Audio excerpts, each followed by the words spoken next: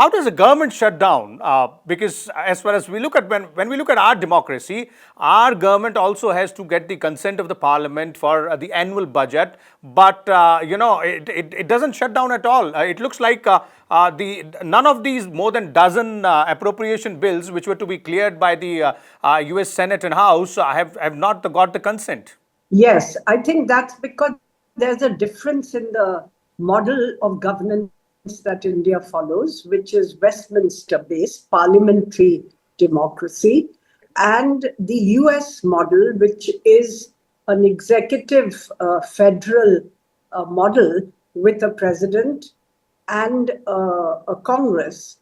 And what can happen is, unlike in India, where the leader of the majority party is the prime minister and therefore able to push his legislation through the parliament, since he is the leader of the majority party. In the US, it is the president who is directly elected, but his executive powers do not include the powers of budgetary appropriation or taxation. That is with the Congress. And it quite often happens that the Congress may not necessarily be with the same party that wins the presidency.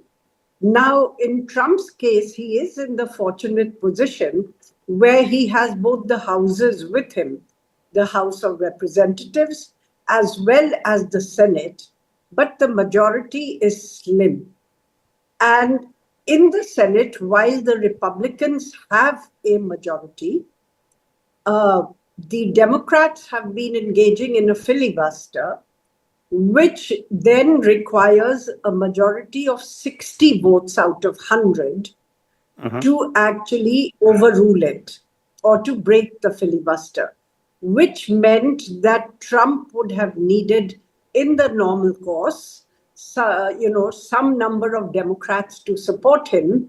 And of course, one of his Republican senators, Rand Paul, also voted against. So the appropriations bills were not, did not find consensus.